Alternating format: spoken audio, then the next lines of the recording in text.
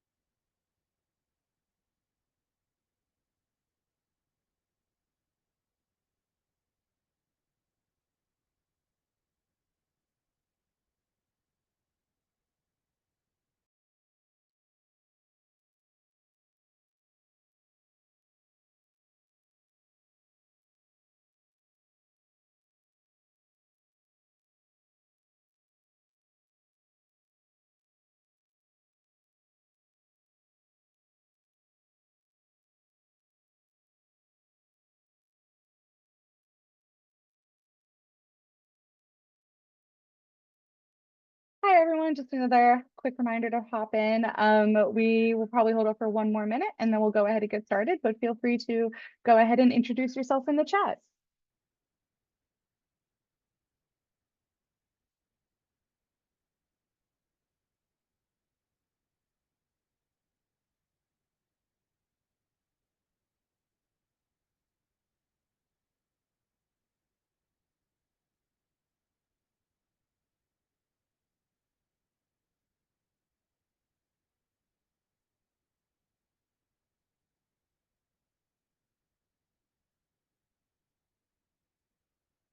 Okay, we are going to go ahead and get this ball rolling.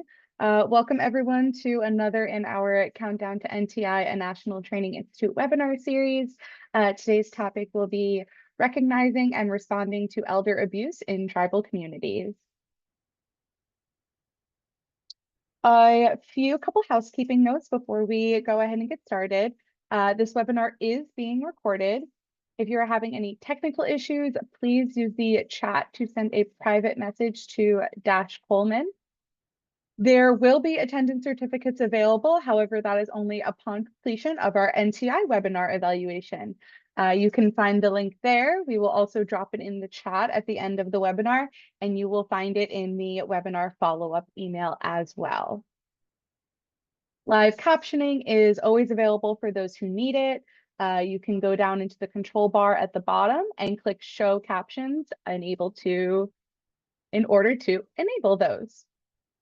And then lastly, we do ask that you put all questions in the Q&A box.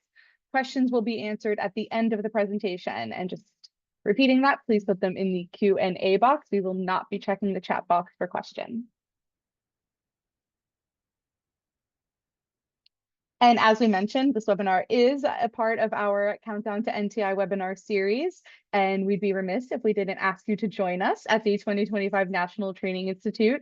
This year, we will be at the Hilton Orlando Lake Buena Vista in Orlando, Florida, which is close to Disney for those who are interested. We'll have over 60 workshop sessions available over the 3 days. There are CE credits available at that conference. And we do still have sponsorship and exhibiting opportunities available if you are interested. If you have any questions, you can go ahead and email us at nationaltraininginstitute@victimsofcrime.org. And you can scan the QR code there to learn more about the conference and the agenda and registration. As part of the series, our webinar next month will be on exploring tactics and choices, a pretrial class for those arrested for intimate partner violence in New York City. It will be presented by the Center for Justice Innovation on Wednesday, July 9th at 12 p.m. Eastern Standard. And we will go ahead and share that link in the chat and at the end of the webinar as well. And with that, I would like to go ahead and introduce our presenters for today. From the International Association for Indigenous Aging, we have Diane Hofstedt, Judith Kozlowski, and Margaret Carson.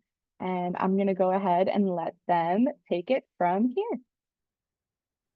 Well, thank you, Krista. This is Judith Kozlowski, and I'll be starting off as we we make our way through some pretty heavy content, and I hope information for all of you.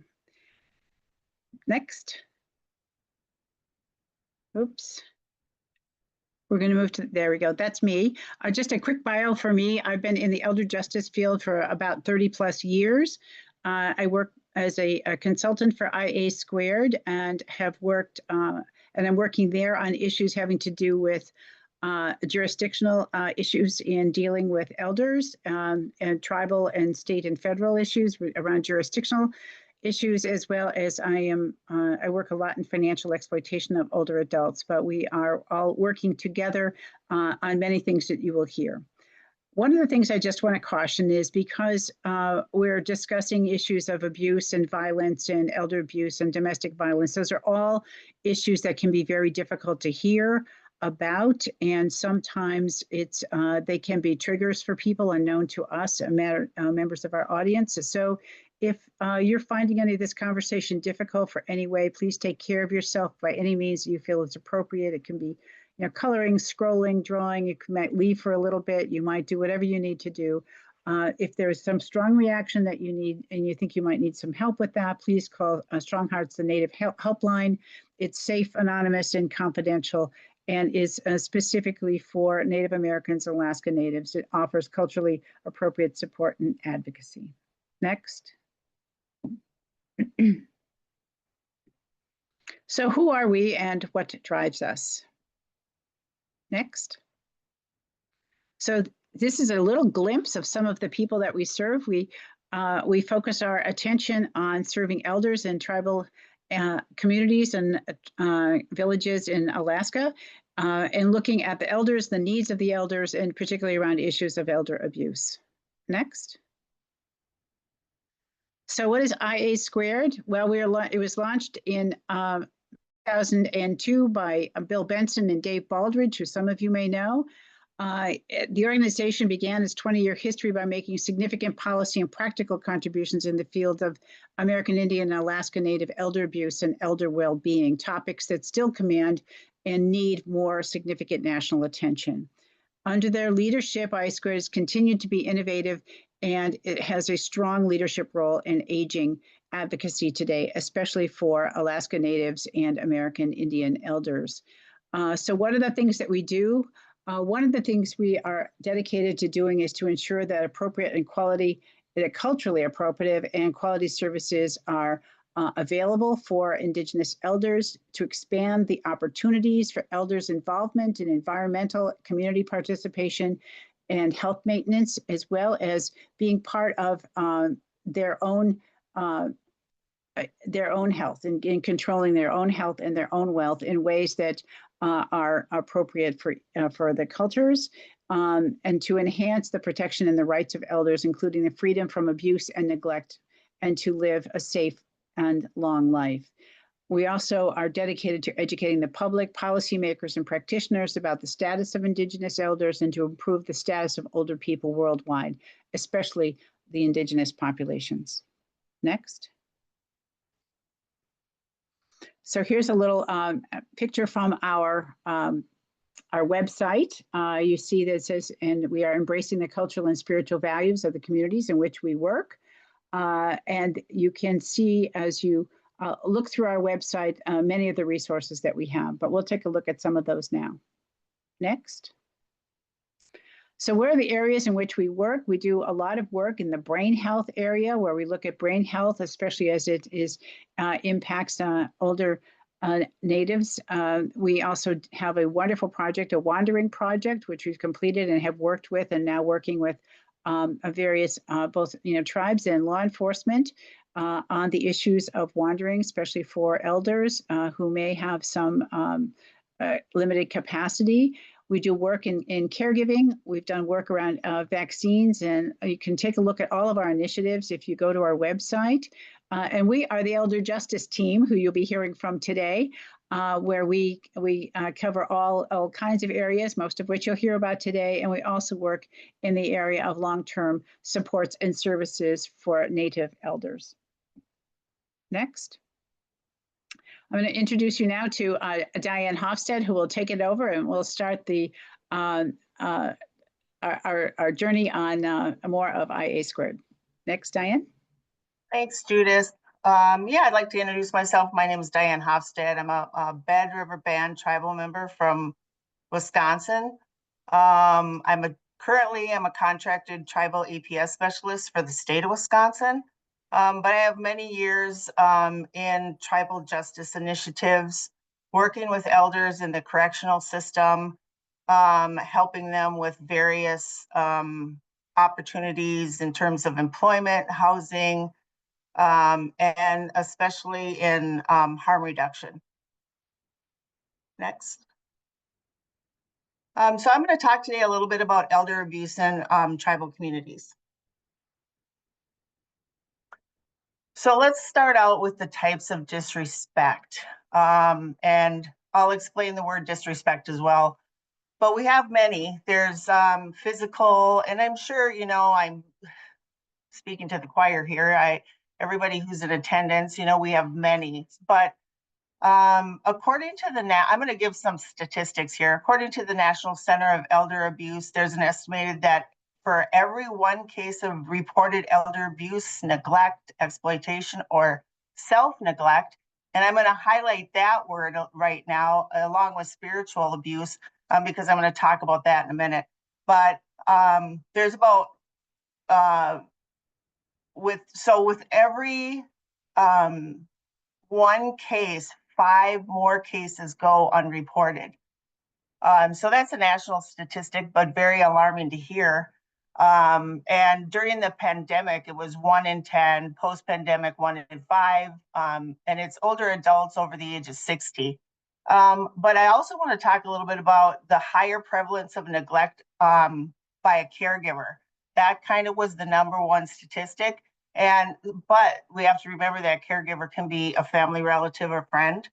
And the next one was financial exploitation by a stranger. However, again, we have to remember that that could be family, and a higher prevalence of emotional abuse. And I want to talk a little bit about that when I talk about the self-neglect. But over a lifetime, higher prevalence of abuse. And almost 1/4 of older American Indians and Alaskan Natives reported emotional abuse.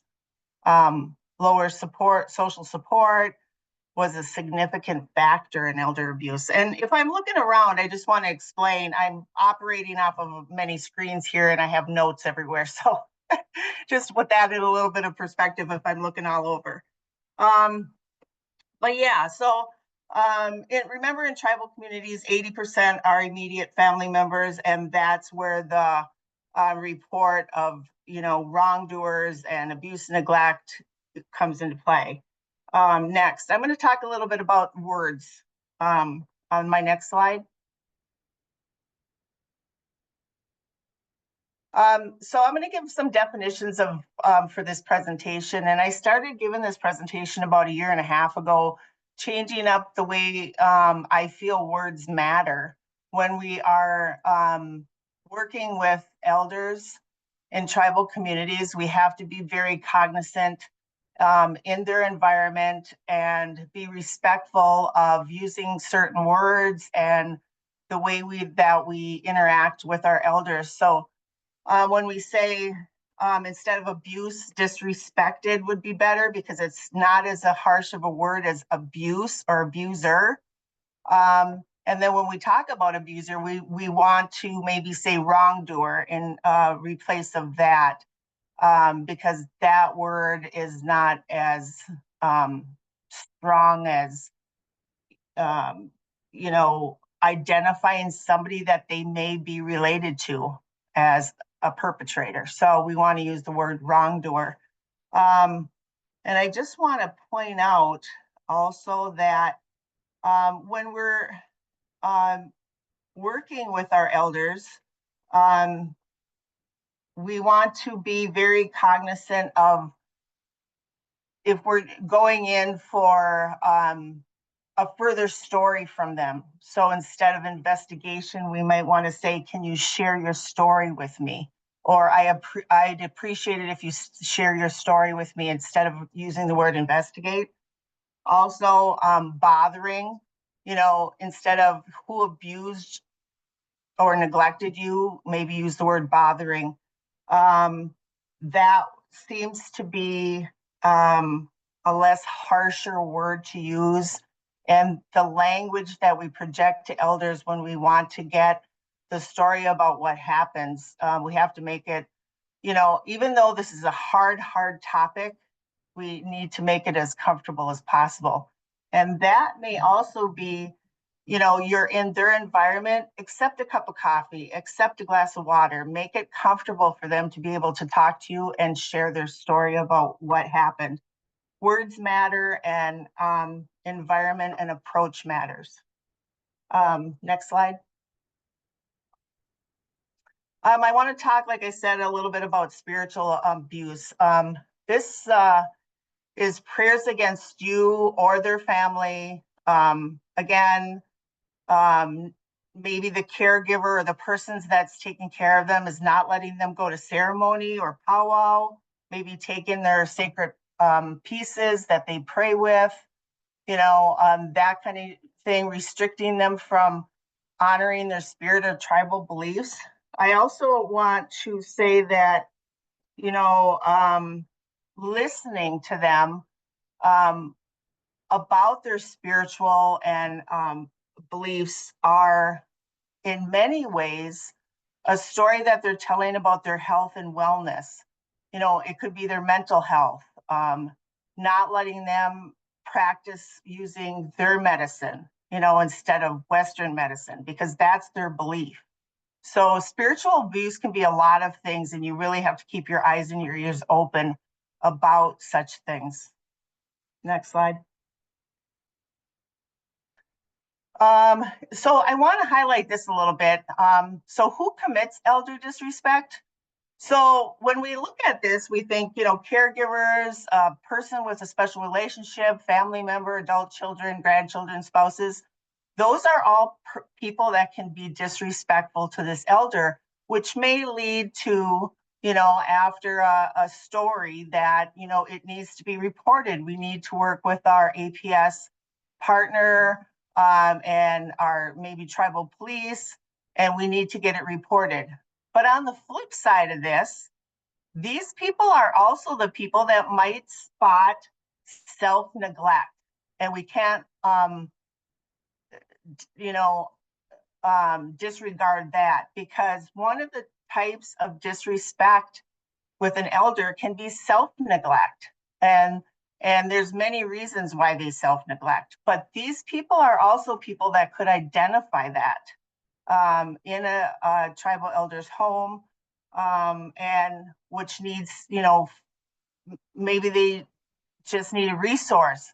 But we need to be cognizant of that, because that could affect their mental health, their physical health, and their well-being in order to move forward and live a productive life aging in place. Next slide.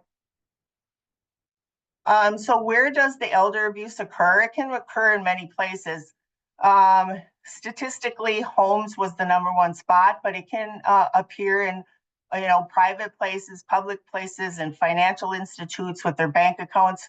But we have to remember that depending on where it occurs is it could have an impact on how that elder reports the situation. And tribal elders have a hard time actually reporting anything that happens to them, because they're so ingrained in taking care of others that, you know, some of these things get overlooked and they don't want to report. So we need to being those caregivers that come into the home, or being somebody that really is with that elder every day, we have to, you know, look at it as, you know, we're the eyes and the ears that can help them as well. Next slide. So here are some of the barriers. And when I was talking about that self-neglect and mental health, you know, this are some of the barriers. You know, they might be fearful of reporting, and, you know, who do I report to, and what will happen to the person that might be involved in this sensitive issue that's actually harming them, you know, so they're fearful of reporting. they feel hopeless. And that could be that mental health, that self-neglect piece that we want to watch for, and health conditions. They don't want to, even address that, or they're embarrassed about it, or, they just, they want to care. They're so used to caring for their family members or others that they just put their health on the back burner. Financial concerns, that's another whole thing, because they don't like to report that. And of course, it's if somebody's taken advantage of them, especially a family member, they have a tendency to not report it because they want to help as much as possible, because tribal elders, or any elder, I think, really want to be there and help their children, their grandchildren, or the person next or closest to them. And then, of course, there's cultural values and protections. And that's that for tribal members, it's, I want to take care of everybody else, and I put myself last. So those are some of the barriers around what we really have to watch for when we're working with a tribal elder, or a situation that was, reported as abuse or disrespect. We need to look at all of these factors. Next slide. And which brings me to, when I talk about self-neglect and bring all of these things and use kind of that flip side of all of this, we have to remember that words are so important. When I, talk about the, using disrespect instead of abuse, or wrongdoer instead of perpetrator, or, use bothering. And that's a strong word when we're talking about sexual abuse. You want to use the word bothering instead, but words are so important. So using supportive words to help this tribal elder do a report, feel comfortable about a report, and really being engaged with them. Again, take the cup of coffee, take the glass of water. If you're in their home, you need to make them feel comfortable and use empowering words to work with them. You are strong, you will get through this, I believe in you. That encouragement goes a long way, really with anybody. But when you're working with the tribal elders, these things mean so much, especially when you're in their environment. You need to make them feel as comfortable as possible, because again, Judith was saying, this is a tough topic. This is tough for everyone, and we need to make it as supportive as possible. Now Margaret's turn. Margaret, I'll let you introduce yourself. Thank you. Thanks, Diane. I'm Margaret Carson. I'm a elder advisor for IA Squared. I'm also the program manager for the Muckleshoot Tribe's Adult Protective Services program. And I've worked in adult protective services for over 30 years, worked with elders for 40 years. And I'm also a geriatric mental health specialist. Next slide. And we're going to be speaking about adult protective services in Indian country today. Next slide. So question is, what is adult protective services, and how does it differ in Indian country versus the outside community? Adult protective services in general is a social services program. It focuses on helping older adults and adults with disabilities. We look at allegations of abuse, neglect, self-neglect, financial exploitation, and we offer protective services to support and promote safety, independence, quality of life. Nationally, APS in Indian country, that all the tribals are different, and we strive to incorporate cultural sensitivity and respect for the tribal customs, traditions, and language. And we use listening skills, open communication to respect the elder when addressing the sensitive issues. And their cookie cutter approaches really do not work. Each tribe is different, and the Adult Protective Services program look different in each tribe and each jurisdiction. So I wanted to comment on that. Even though there's some commonalities, every APS program is different, and that to try to have every APS program the same would be a mistake. Everyone is different, and that's what some approaches and some cultural differences between tribes are always there. Next slide.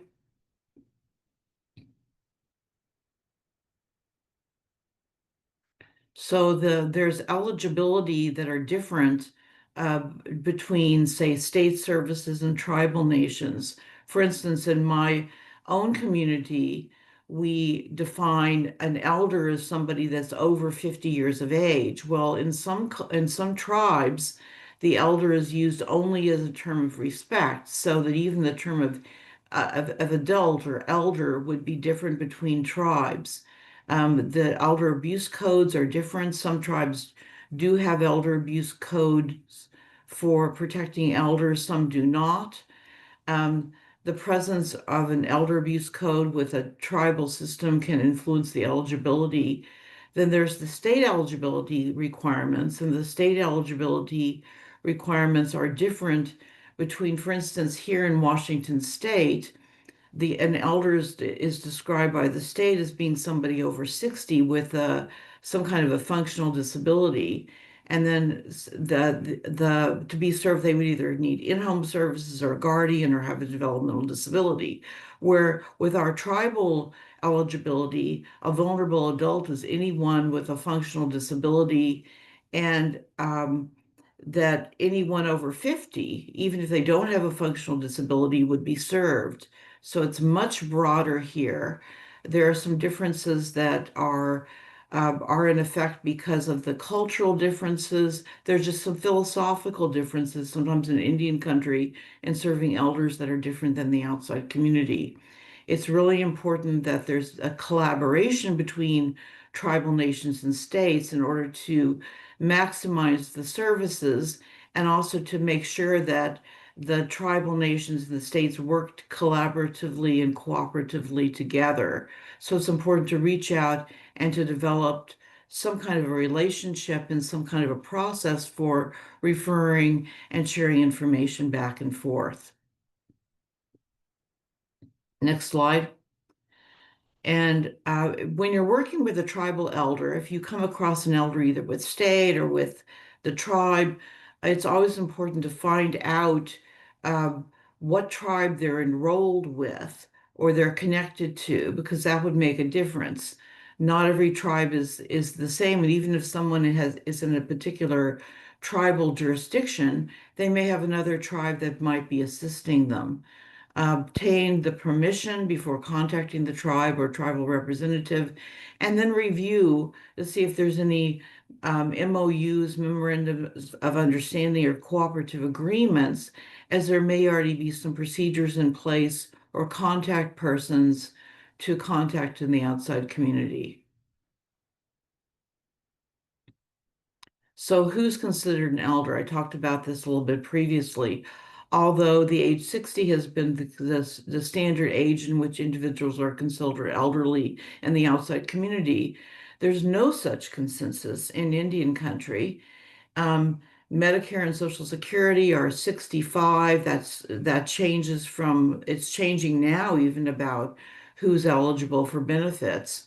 But in Native American culture, an elder is considered to be an individual who's a source of wisdom and leadership in their tribes. Um, the Indian Health Services consider elders to be 55 years of age and older. But elders are not defined by age, but rather the respect they have earned through their teachings and actions. And as I mentioned, in our tribe, we would consider an elder to be someone over 50 years of age. But that is not consistent between tribes. So make sure that in each tribe that you research and you find out how they define elder. Through IA squared, we've developed part of the processes that we've wanted to uh, assist tribes, even though we have a very robust adult protective services program here at the Muckleshoot tribes. Not all tribes have adult protective services programs. And so I was out giving presentations at national conferences, and that's where I met Peggy Joe. And Peggy Joe is the person that's in charge of IA squared for the tribal elder justice initiatives. And so I worked with Judith and we developed a tribal adult protective services form. Basically, in order to have a program, you need to have, you don't necessarily have to have a code, but you need to have some way of taking information in when it's presented. So we developed a tribal adult protective services intake form, and it's on the IA squared website. So that if someone wanted to start a program, they didn't know how to proceed uh, with uh, with with starting to gather the information. We worked on developing an intake form that would be general. And we also, not only did we develop the intake form, but we had focus groups where we worked with different communities and we got feedback about from all tribes about making sure that we had an intake form that would work for all tribes. So feel free to go to the IA squared website and look to see whether or not there's an intake form. If you want to use it, feel free. And then that I'm also the program manager for the Muckleshoot Tribe's Adult Protective Services. This is my contact information. And we have a very robust program. Next slide. I came from the state of Washington originally, and I worked for in adult protective services for many, many years. I started in the early 90s. So I worked for the state and I was assigned to work with tribal adult protective services, but I also worked with tribes earlier in my career. The Elder and Vulnerable Adult Protection Code was established in May of 2011 from the tribal code. Um, we have a very small tribe here. There's 3,162 enrolled tribal members. The tribe is located in the state of Washington, near Mount Rainier. I can see Mount Rainier from my office. There's 488 elders over 50 years of age. But there's been even though when we started the program was very small, originally it was that there were referrals that the tribe was not referring to the state of Washington. When I started, there were about 5 referrals a year. And once we started our program, now there's between 350 and 400 APS referrals a year since 2016. So it's a very robust program with a lot of connection, and the community members in the tribe likes the service and uses it extensively. So the program that we have here, it's more of a restorative justice model, where the state of Washington, they do investigations, but they basically do investigations, provide some protective services, but the focus is on the placing someone on a registry. Where here we do the investigations, but we provide the protective services. So we would work with different departments within our community to provide healing and a focus on restoring balance in the community. The protective services are very different than the state model in that we have elder protection team meetings, and our elder protection team meetings they're similar to a circle approach, which is a traditional Native American approach, but they're a little bit different. Rather than like a multidisciplinary team where the community decides who gets to come to the meeting, we go to the elder and we ask them who they would like to have from each department, so that the elder would choose who they would like to come to the meeting. And then we would still have the different departments present, but we would also invite the family members that they feel comfortable with, so that the approach in defining on who would attend is different than the outside community. So we would involve members of the community at the elder's request. And then the way that we organize the meetings is a little bit different. We have 3 different areas that we focus in on. First of all, there are concerns, so that everyone in the meeting is able to list what their concerns are about the elder. And then the second area is ideas. It's like a brainstorming session where everyone would talk about what their ideas were for solving what the problem is. And then what the plan is that rather than it being something where, say, in an MDT process, the program managers or the directors or the prosecutor would decide the plan. Here, the elder would choose what their plan would be, so there would be a buy-in. So, for instance, an elder protection team meetings, there might be ideas that they should move out of their home or that they should get a guardian or a payee. Well, the elder might decide that what they really want is an intervention. And so we would incorporate the elder's ideas and let them choose, as long as it's a safe plan, about what's going to happen. We found this to be very successful and will involve the community in in in implementing a plan. As long as it's safe and the elder has the ability to make their own decisions, we'll go along with it. Of course, we involve our part of our elder protection plan is to involve the elders committee and the law and order committee, and run it by tribal leadership to make sure that there's buy-in and that it's safe. But our model is to involve the elder in the decision making process.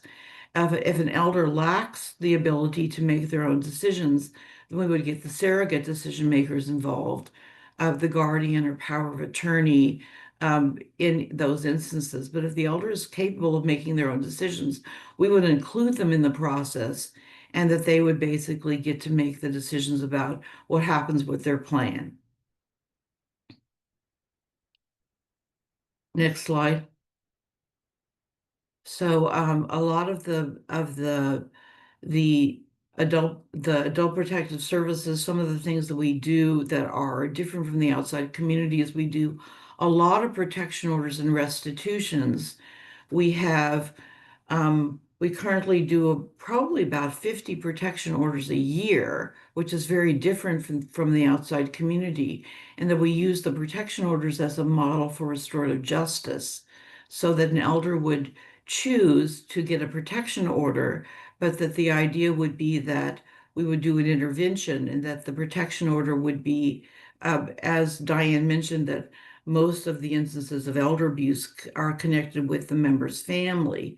And if that's true, then we would offer protective services to the family, such as alcohol or drug treatment, or going through some kind of a plan to provide some restoration. And when that would happen, they would successfully be healed, and they would go through treatment. Then we could drop the court order, so that the court orders are based on services that they would obtain, and they would restore themselves. And the restitution would be that the money would be paid back to the elder. For instance, if there was a theft of a flat screen TV, rather that they would need to pay that money back in tribal court, and we would be taken out of their per cap. So it would show that crime doesn't pay. We also have ban lists. The ban lists are something that were created when we had a number of different protection orders out in the community. And the staff, the in-home program staff, asked me for a list of who all was banned from the home. And so I came up with a list, and I didn't really intend that it would be posted, but that they posted on the door. And then other elders in the community saw that we had this ban list, and they wanted to have a ban list as well. So we would create these ban lists and just post them on the door. There were certain people that could not come into the home, particularly if they were going to be using drugs or alcohol or asking for money. And we found this to be very successful, and something that we created this process, and we even incorporated into our policies and procedures.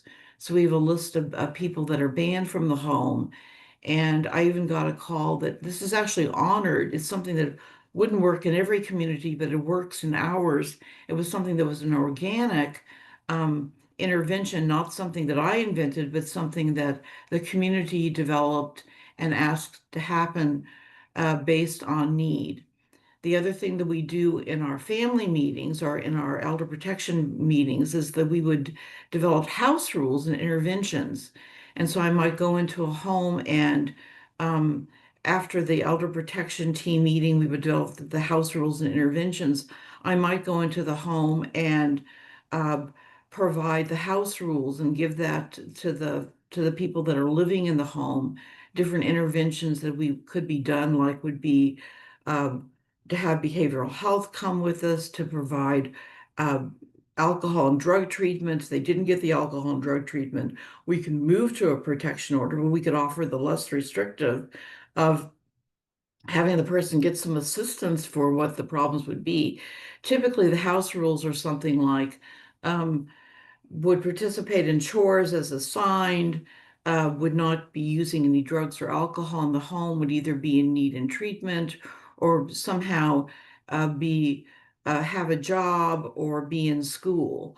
So these are the kind of house rules. What I hear from the elders in the community is that they really want the family members to thrive and to live a quality life rather than us providing the services where we just would have a family member leave. They want the family member to improve.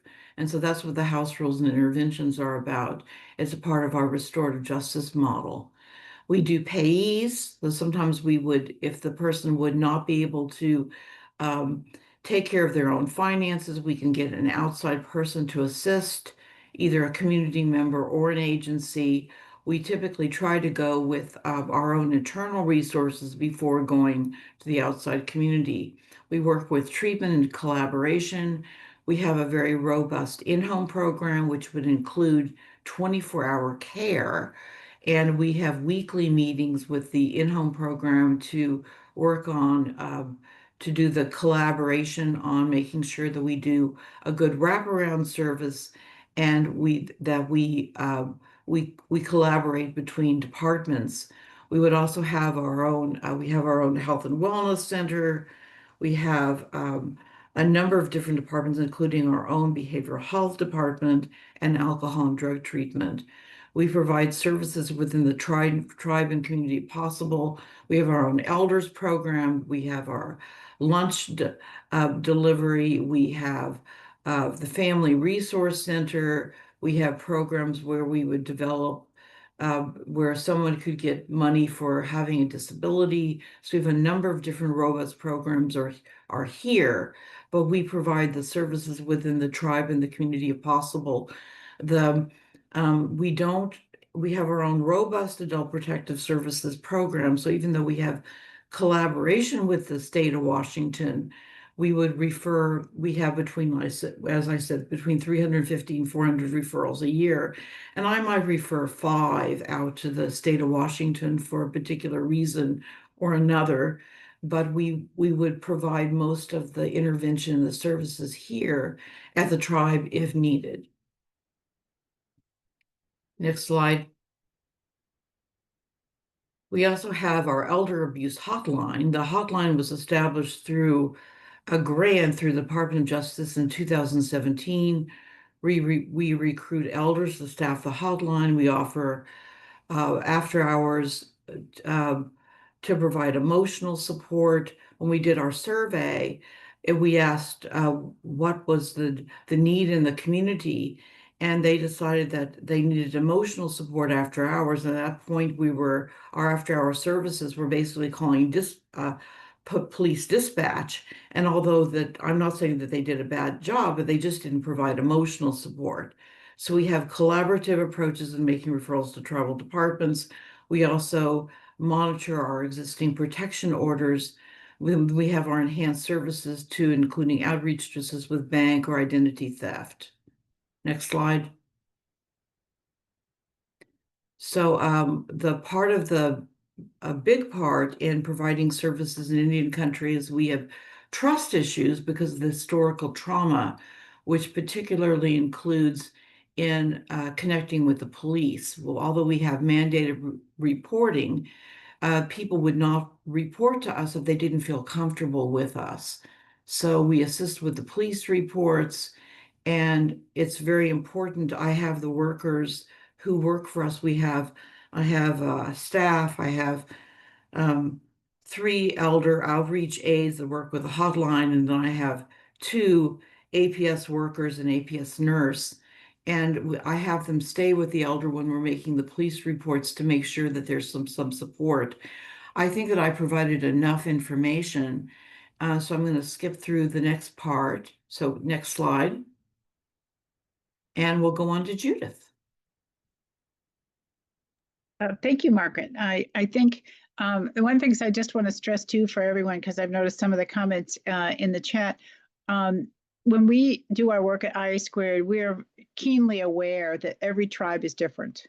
We're keenly aware that each tribe approaches these issues of elder justice in unique ways. And while we're trying to put together on our website something like the intake form that Margaret mentioned, but we're also trying to do it in a way where it is a good beginning for tribes that haven't started anything yet, but what it's something to begin with.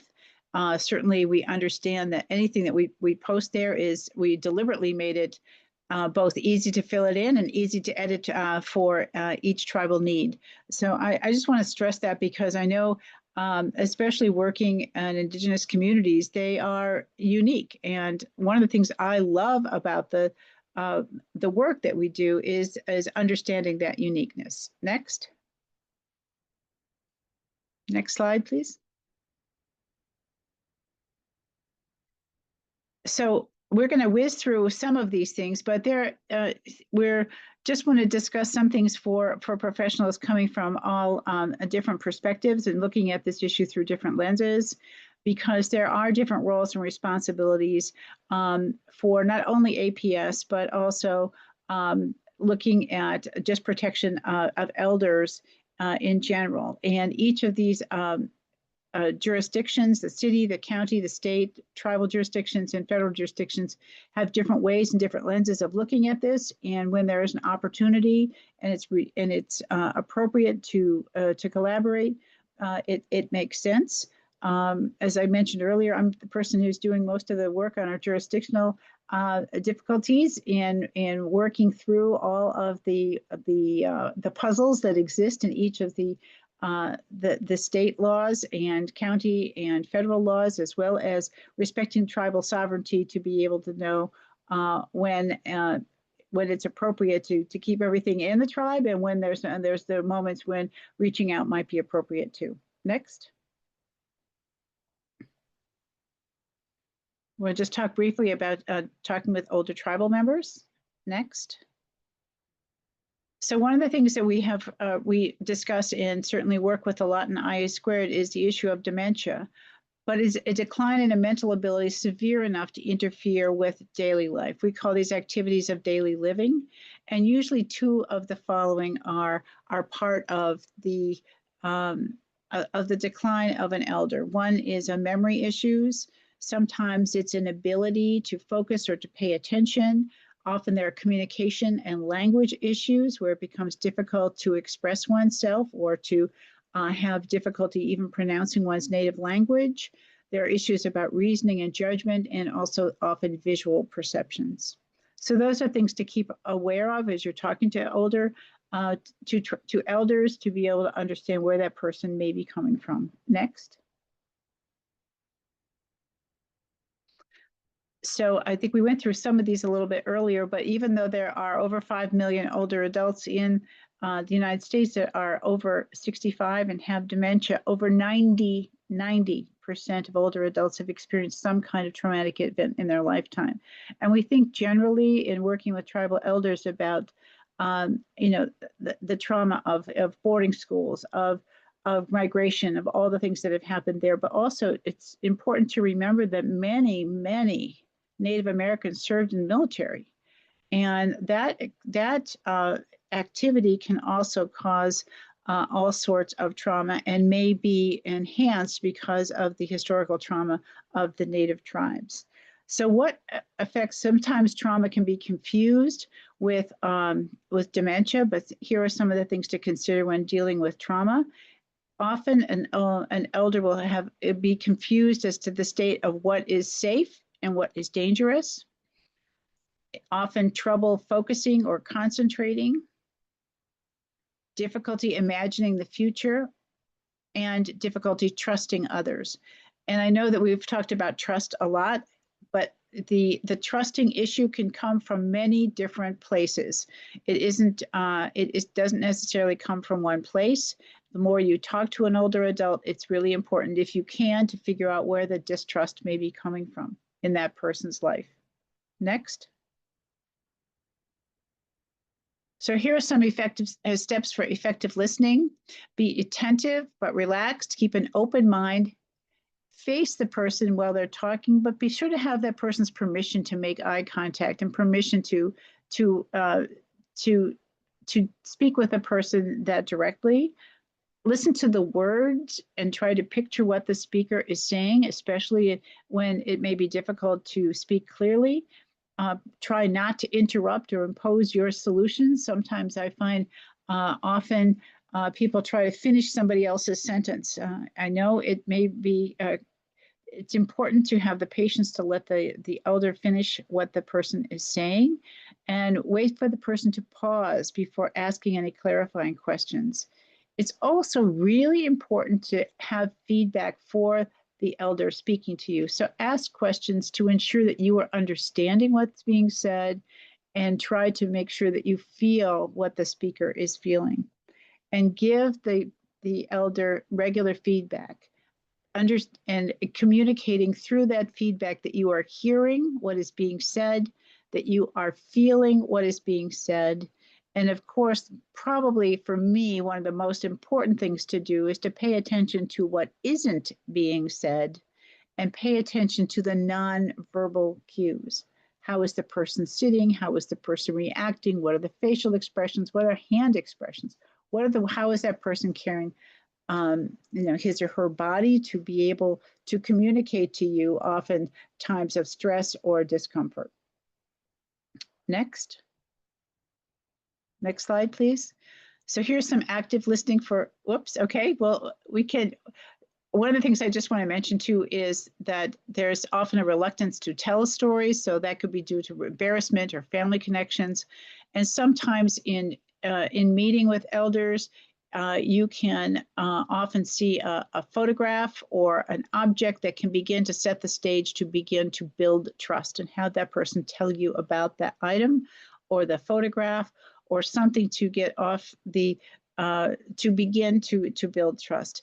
But some of the physical concerns to always think about are hearing with an elder. Although the person may have hearing aids, are they working? Do they have batteries that are up to date? Are they in their ears appropriately?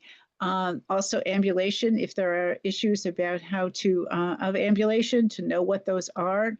And maybe an assisted device might be helpful, like a cane or a walker. Also with eyesight, although there may be glasses that are on someone's face, they may not be actually enhancing the person's ability to see. There could be cataracts or floaters. There could also be macular degeneration, a very common event for elders. And what time of day are you talking to this person? Is it morning? Is it afternoon? Because in the afternoon, there can be risks of sundowning and evidence of dementia and disorientation in the afternoons. Is the person taking any medication? Were they able to take it before you were talking to them? Do they need to take it now? Is there something about your discussion with them that's disrupting their medication cycle? It's important to ask those questions, however gently, though, just to make sure that everything is okay in that department. And the other thing is sometimes there can be a much shorter attention span from an elder, which can be the result of depression or anxiety. And that anxiety may be directed toward having you have a discussion with them. It could be directed to discussion of the event. It can manifest in many other ways. The other thing that's really important is also to bring some food with you. Either it could be water. It can also be some, often for kidney disease, elders need to be drinking more. There also may be a need for some kind of, food, often, some sort of some sweet thing for diabetics. So those are some things to consider. And next slide. these are a few other things, and I had updated this slide. The updates didn't altogether make it, but have some water or some Gatorade, something with sport drinks with electrolytes. Ginger ale is often really important because it helps to settle the stomach. Some sort of soft cereal bar, because without nuts, often very good for diabetics, along with sometimes cough drops or hard candies for older adults because they have esophageal irritation. It makes it difficult for them to talk. Fruit cups or applesauce are good. And then one of the other things that people often mentioned was to have a pillow, because that might be more comfortable for the elder for sitting to have a talk with you, or a conversation. And the other thing might be to have some smudge. One of the people I spoke to said she always carries smudge just in case. And I would put that on that list too. Next, please. Okay, we'll talk very quickly about our resources. And I urge you mightily to take a look at our website. So let's go to the next slide, please. So we offer technical assistance, education, and training for tribal APS workers. We also give technical assistance for state and tribal hotlines to be able to access some elder abuse resources. We have many of those listed on our website. We do a lot of culturally sensitive training, recommending for all types of professionals and individuals who are working with Native American communities. And we have an elder abuse code toolkit and an elder protection team toolkit, which are on our website and open for you to use at any time. We have been doing substantial work in technical assistance on elder codes right now for many tribes of either, which we always meet that tribe where that tribe is, where they're at the beginning and have not started anything, to those who have more sophisticated codes already in place but want to do some sorts of revisions. So we are actively, we actively do that on a very regular basis. Next slide, please. So this is we have an Elder Abuse Code Summit coming, which we're doing in Oklahoma in August of this year. We're trying to do them regionally so we can gather information and be of assistance to tribes in a variety of areas. As I mentioned, we're doing technical assistance, and we present all the time on the issue of elder abuse at all kinds of conferences. We talk to tribes, we talk to intertribal councils. We have tried to speak everywhere that we're invited to be able to inform people and also to provide publications and resources for them. Next slide, please. So this is our website, our beautiful website. You can find that on the ia2.org. Next, please. So here are some of the things that we're doing and the approaches to our jurisdictional challenges. I see we're running way out of time, but please take a look at all the slides. They will be available to you, and I hope that they provide some understanding for you. And if you want us to enhance any of these presentations later, please let us know. Next slide, please. We have a list of the state and tribal hotlines, as well as we have a map that will show you where our elder codes are available and which tribes have allowed us to post them for your review. Next slide, please. So here are some of the fact sheets which we have on all sorts of things. We have risk and protected factors in Native communities. We have something on elder justice. Next slide, please. And we also do have another fact sheet on jurisdictional issues. So those are good beginnings, I hope, for any of you that may be interested. Next. So you can get all of this information from our website. So as I know someone is interested in finding out about the hotlines, if you go there, the information will be there and the connection information will be there as well. These are some of the training modules that we do on elder abuse, healthcare training, financial abuse, medical issues, all kinds of places for you to go for culturally sensitive training. We're always looking for ways to enhance that, so you can help us too with that. Next slide, please. Okay, I think we're at the end, and we have exactly 1 minute, so I apologize for us going a little bit longer. We missed a lot of information, but I hope you please go to the website at IA2 .org and find as much as learn what you can and ask us for more. Thank you.